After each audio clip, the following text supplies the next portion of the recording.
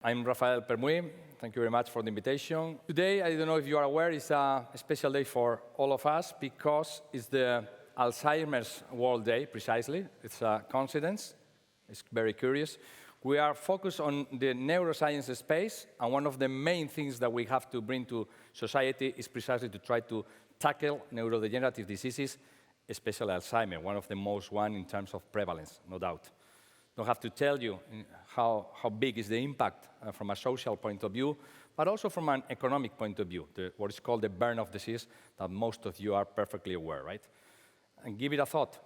In the last 44 years, only 4 drugs have been approved in this particular disease to try to tackle this particular disease, and more than 100 in oncology. So it's a clear and met medical need.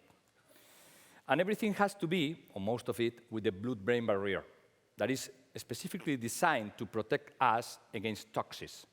But when you want to put a toxics, because a drug is a toxic itself, to try to help with certain disease at this space, the blood-brain is going to be against you, is going to fight against the effect that you are working at. So in NeuroStech, what we are trying is to develop new ways of administration drugs at this space, okay? At intrathecal level, at this place where the drugs has to be placed in order to be effective.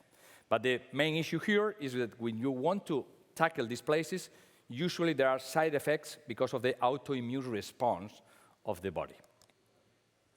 We want to administrate the drugs from a different place. We are going to tackle the same space, but we are going to do it physically in another way.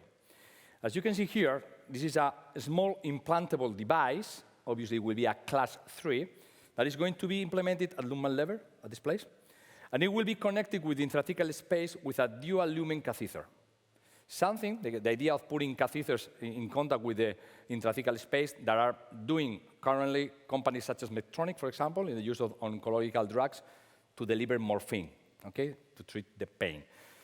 All these diseases that you can see here, the first one, Alzheimer's, because today, again, is the Alzheimer's World Day, are in the same problem, the same origin of the disease, which is the overexpression of certain protein that is causing damage at brain level. So this concept, this approach, this new way of administering drugs could be useful in combination with certain antibodies in all these different diseases, okay? Obviously, from IP point of view, it's well protected in most of the main countries worldwide. And as you can see here, there are 3 different chambers, 3 different holes in order to put and remove the antibody that has to be placed.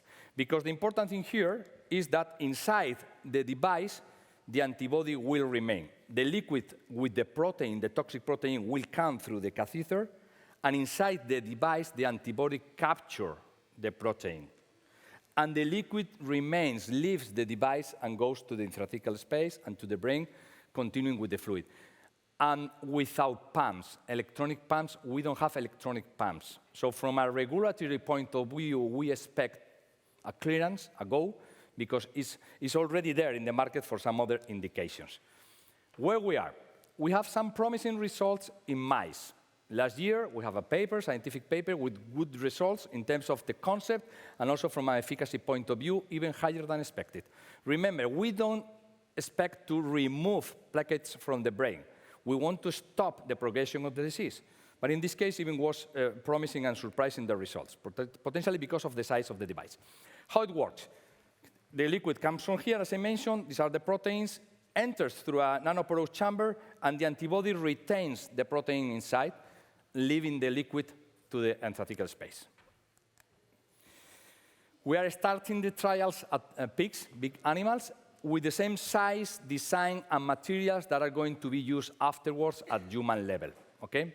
So everything that has to be with the surgery of the implementation of the device, the materials, the compatibility, and so on, will be proved, and later we have to start with human beings, obviously. As you can see here, we are in the safety and feasibility study. Here we are with the pigs, starting precisely this year. We need certain money. It depends on the ambition of the partners that we find in this way. Obviously, if I may, I would love to do both clinical trials in parallel in Europe and America from scratch, from the very beginning, in order to have the approval as soon as possible in both markets. So potentially these figures between 1.5, 6 could be up to 10 million, depending on the ambition that we share. As a summary, take-home messages clearly. Potential efficacy increases because of the dose that you can place in the device. Safer, remember, the antibody remains in the device. It's not going to be erased. It's going to be there. So it's acting, but it's not causing the side effects that, unfortunately, some antibodies are causing in the clinical trials. An important thing, when you have to change the antibody, when you have to change the filter because it's saturated, it works enough, it's going to be done at primary care level, because it's just with a needle we can remove the antibody and we can place it back. We don't need to go to the operating room again, obviously. Then it will be absolutely cost and effective, right? We have some other things in the pipeline. The dual lumen catheter itself could be combined with some other external elements to play a role in neurological conditions. In fact, there is an Italian multinational company already interested in this concept. But also we have some ideas with the membranes in order to help with the advanced therapies to release the treatment of these therapies, right? Are we alone? No, luckily we are not alone. But we have advantages. This one is not a competitor. This is only to illustrate that the idea of putting drugs at the intrathecal space is already there since years, right?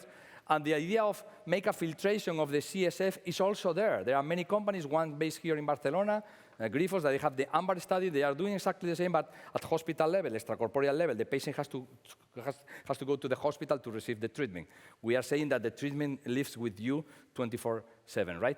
And there are some other American companies doing something similar, relatively similar, but with a different mechanism.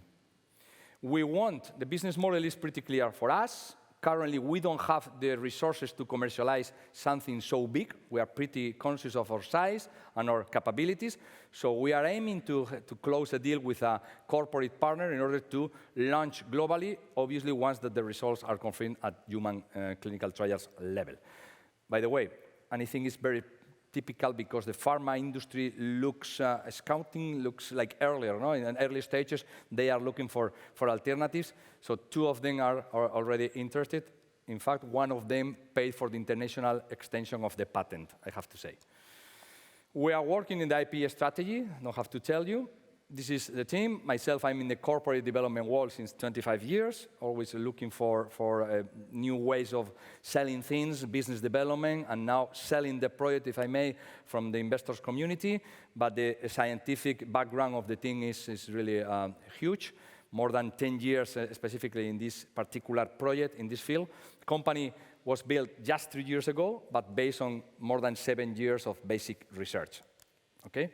This is part of our network at different levels, both national and internationally. And that's where we are. We need this between, let's say, 1.5 and 7 million, depending on the ambition, even higher if we find the proper partners. As you can see here, this is the funding of 1 million, but could be even to 10. Thank you very much for your time, precisely in a day like this. It's a coincidence, but it's important. Help us to try to fight this complicated disease and all these neurodegenerative diseases. Thank you very much for your time.